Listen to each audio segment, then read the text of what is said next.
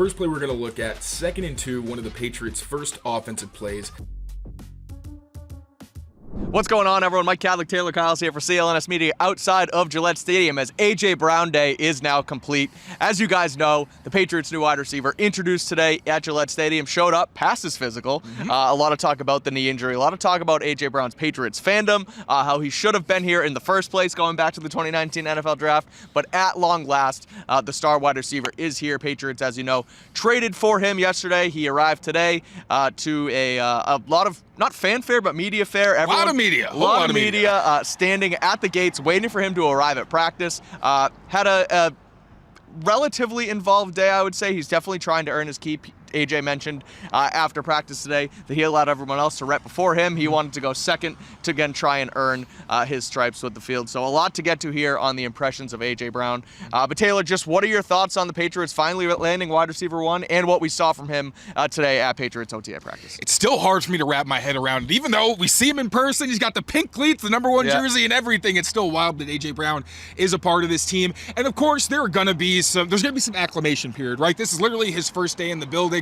We saw early on in practice, even Mike Vrabel, his old head coach, reunited, kind of told him, all right, this is where we're going for this individual drill. So there was still some figuring things out, but he spent a lot of time early on in practice with Matt Collins. Matt Collins is the most experienced receiver in this Patriots wide receiver room when it comes to being in Josh McDaniel's system, obviously entering his 3rd year, so makes a ton of sense for A.J. Brown to kind of be his right-hand man because he's learning a different language. This Earnhardt Perkins, Josh McDaniel's offense, they don't run it anywhere else, so there's going to be a lot of learning that goes on. But because of that, I didn't think we were actually going to see A.J. Brown rep at all. I really thought that he was going to be involved in individual drills and then maybe sit out during team.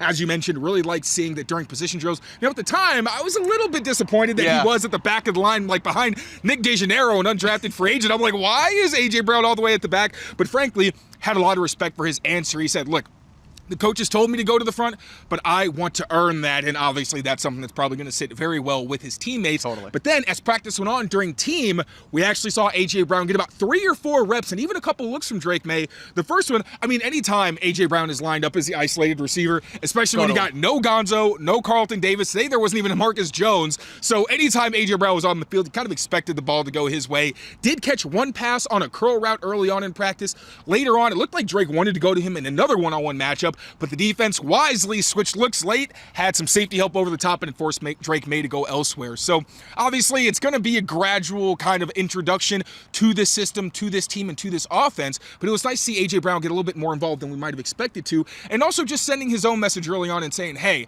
I understand I'm making a lot of money. You traded some serious capital for me, but I want to earn my keep. Yeah, definitely exciting to see the new number 1, not wearing number 11, wearing number 1 out there today.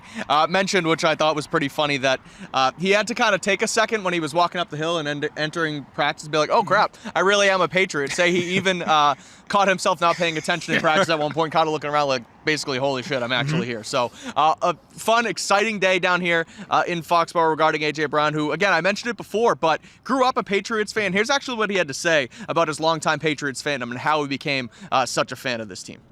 Passion came from wanting to be like my big cousin. He was a big Patriots fan, and I want to, like I said, I want to be like him. And as far as I can remember, I was a Patriots fan, and to the fans, it's time, better late than never. We're right on time, and I'm so excited. I can't wait to get out there in Gillette Stadium and, hit a crowd and make plays and have fun. So there's Brown on his fandom of the Patriots. Also has a Patriots rug in his room. I don't know if you guys saw that Maria Taylor interview earlier, but and it's not new, which is actually crazy. He had it while he was very much still a Philadelphia Eagle. Yeah, so he is clearly a Patriots fan, now a Patriots player. Mentioned Tom Brady today and how he grew up watching him. Now he gets to catch passes from Drake May, the Patriots' new quarterback. AJ was asked about what excites him the most about playing with Drake May, the 3rd-year pro. Here's what he had to say on May. I was watching him today. Obviously, I'm learning the plays and, out there with him. He can make any throw. He's very poised. Like today in the meeting, I would say, he kind of took over the meeting. Josh was speaking, and he, kind of cut Josh off, not in a rude way, but, he just kind of took over, and it says so much from a young guy, to know what he's talking about, number 1, and to lead, and to be the voice of this team. So when I heard that, I was like, wow. That was impressive. Obviously I heard great things about him, but that part alone tells me a lot about him and how much he loves his job and, he studies and everything. So, Yeah. So you actually asked Mike Vrabel, Taylor, before practice on what A.J. Brown's role will be like in this offense. He lined up outside a lot with the Eagles, but we kind of talked about in our film episode yesterday that we can kind of see him moving, or today rather, that we can kind of see him moving all across the board. So how do you envision his role in this offense evolving as these days and weeks go on compared to what we saw today? It's essentially what Mike Vrabel said made a lot of sense. Early on, he just got here, so Vrabel said, yeah, he's going to be spending a lot of time outside. It's more of the X. That's what we saw today. But he did acknowledge it as he learns the offense. Like, Todd Downing is teaching these routes and patterns conceptually, which is pretty common in this Josh McDaniels offense, where we know when they go hurry up and all those things. One word gives everybody the play call, tells them where to line up. And actually, notably, Todd Downing said that's how he's actually always taught it, or it's not at least new to this offense, which was interesting. But as A.J. Brown gets more comfortable, he is going to learn the entire pattern and then be able to line up all over the formation. And if you remember, you already either saw or have access to a segment of the video where we talked about the mismatches, where I want to see A.J. Brown in the slot, whether he's the number 2, whether he's the number 3 and empty. I want to see those mismatches against safeties, linebackers, smaller slot corners. And it sounds like, even though we might not get that early on, that will be the trajectory for A.J. Brown moving forward. And really, I think that's a lot more in line with how Mike Vrabel, Todd Downing, and the other offensive coordinators at the time used him in Tennessee. And last but certainly not least, Brown was asked about the reported degenerative knee issue that he's been dealing with over the last couple seasons.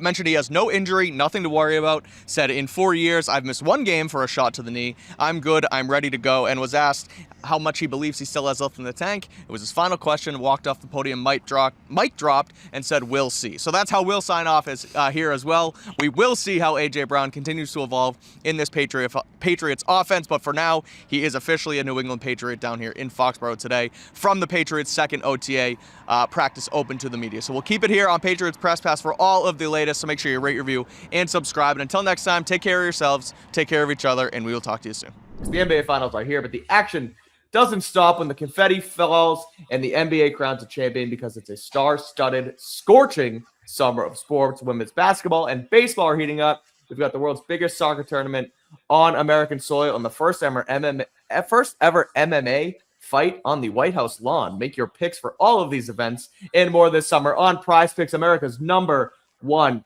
sports pick app. The NBA Finals legacies are on the line in the 2026 NBA Finals. So get action on the biggest NBA Finals games of the season with your picks and everything from points, rebounds, dunks, three-pointers, fantasy score, and so much more before an NBA champion is crowded. Prize Picks is the preferred partner of the NBA. We actually have game 1 in the NBA Finals coming up on Wednesday. So what we do is download the app today and use code CLNS to get $50 instantly in lineups when you play your first $5 lineup. Again, download the Prize Picks app today and use code CLNS to get $50 instantly in lineups when you play your first $5. Prize Picks, a preferred partner of the NBA.